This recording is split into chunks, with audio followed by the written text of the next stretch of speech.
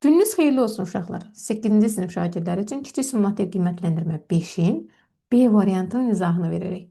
Birinci sualda deyir, enerjinin bir cisimdən digər cisimə şüalar vasitəsilə verilməsinə nə deyilir? Əlbəttə ki, şüalanma deyilir.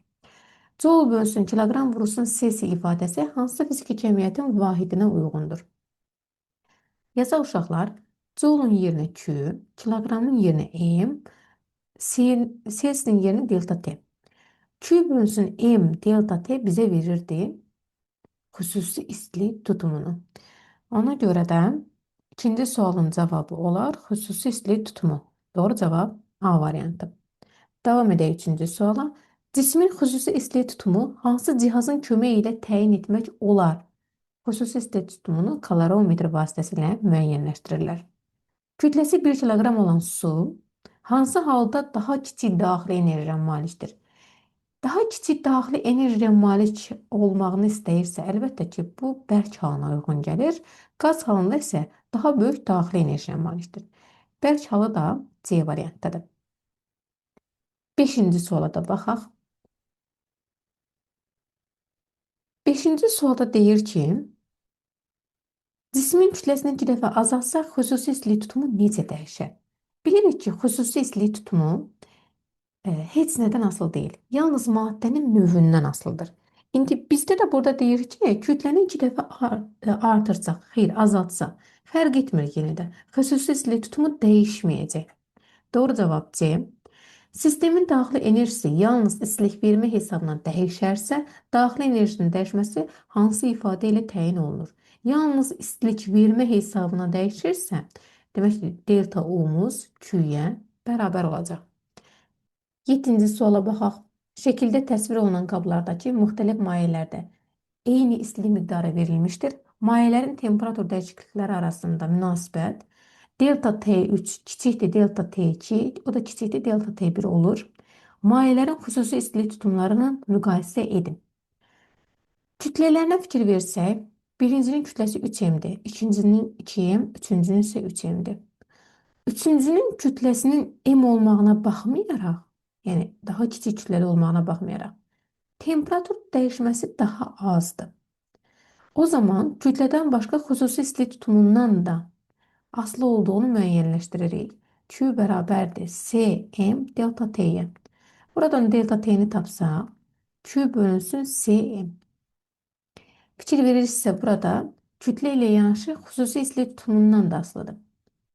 Cismin xüsusi istilik tutumu nə qədər çox olarsa, temperatur dəyişməsi o qədər az olacaq. Fikir verin, burada temperatur dəyişməsi T3-də ən kiçikdir. Demək ki, üçüncünün xüsusi istilik tutumu ən böyükdür. S3 böyük olacaq. S2-dən o da böyük olacaq S1-dən. Doğru cavab B. 8-ci sual. Kelvin şkalasında hansı temperatur 17 Selsiyə uyğundur? T Kelvin bərabərdir. 17 üzərinə gəlsin 273. Bərabər olacaq 290 Kelvin. C variantı.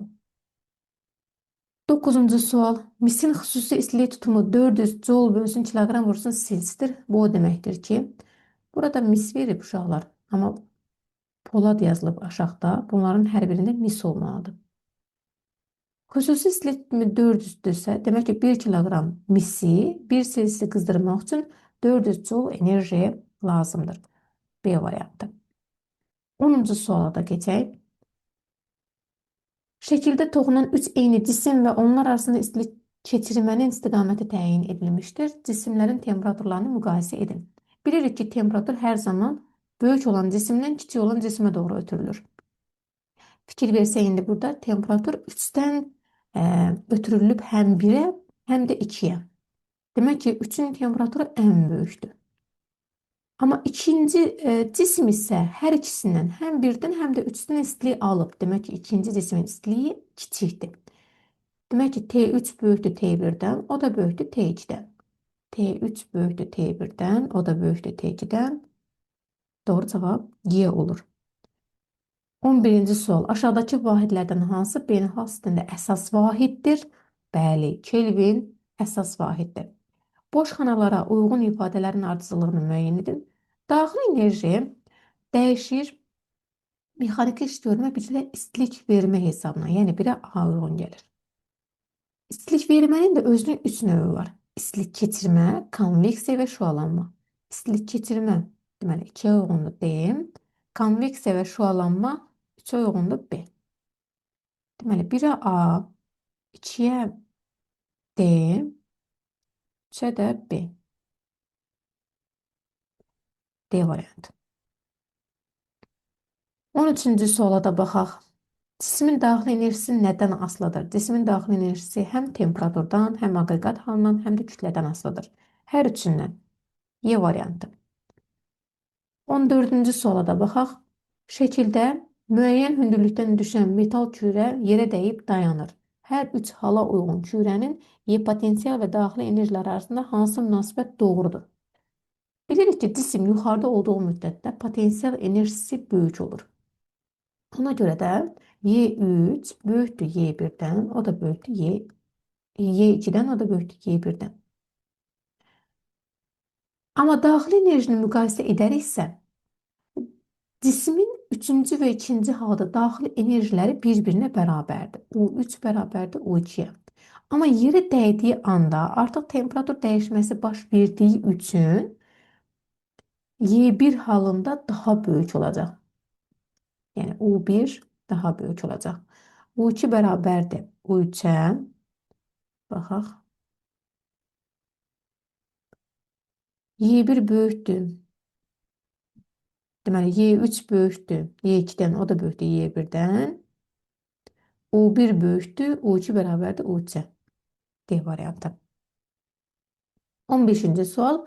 40 cc temperaturlu 1 kiloqram suyu 60 cc temperaturlu 3 kiloqram su ilə qarışdırdıqda son temperaturu tapın. Verilənləri əvvəlcə yazaq. 40 cc deyirsə, T1-imiz bərabərdir 40 cc. Kütləsi M1 bərabərdir 1 kiloqram. 60 cc temperaturlu T2 bərabərdir 60 cc. M2 də bərabərdir 3 kiloqram. Son temperaturu hesablayın deyirsə, teta bərabərdir sual işarəsinə. C1-imiz bərabərdir C2, o da bərabərdir 4200. Onsuz da bunlar ixtisar gedəcək, çünki C-lərimiz eynidir. Teta bərabərdir C1. Yazmayaq onu, onsuz da ixtisar gedir. Bir dəfəlik düstur yazaq.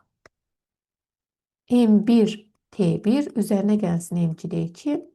Bölünsün M1 üzərinə gəlsin M2. Düsturda yerinə qoysaq, M1 olacaq 1, vurulsun 40, üzərinə gəlsin 3 vurulsun 60, bölünsün 1 üzərinə gəlsin 3, yəni M1 üzərinə gəlsin M2. 220-ni böləcəm 4-ə, edəcək 55 cc. Demək ki, temperatur dəyişməmiz 55 cc-yə bərabər imiş. 16-ya da baxaq. Şəkildə cismin temperaturunun ona verilən istilik meydanından asılı qrafik verilmişdir. Cismin kütləsinin 4 kiloqram olduğunu bilərək onun xüsusi istilik tutumunu hesablayın. Hesablayaq. Q bərabərdir Cm delta T'yə. Xüsusi istilik tutumu deyirsə C'ni çıxardacaq. Q bölünsün M delta T'yə. Q'müzün yerinə yazaraq 80, amma kilojouldur. 80.000 bölünsün M4 delta T isə son temperatur 35, başlanğıc temperatur 10. Yəni 35-dən 10'u çıxıb delta T'ni tapırıq.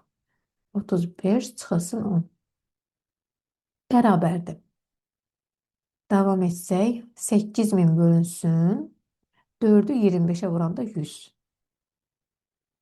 Bu da edəcək 80.000 daha doğrusu. Bu da edəcək 2-0 ixtisar gedir 800 joule bölünsün kiloqram vurulsun Kelvin. Belə hər bir sualı birlikdə analiz etmiş olduq. Bu şəkildə videoların davamlı şəkildə gəlməyini istəyirsinizsə kanala abunə olaraq bəyənməyi unutmayın.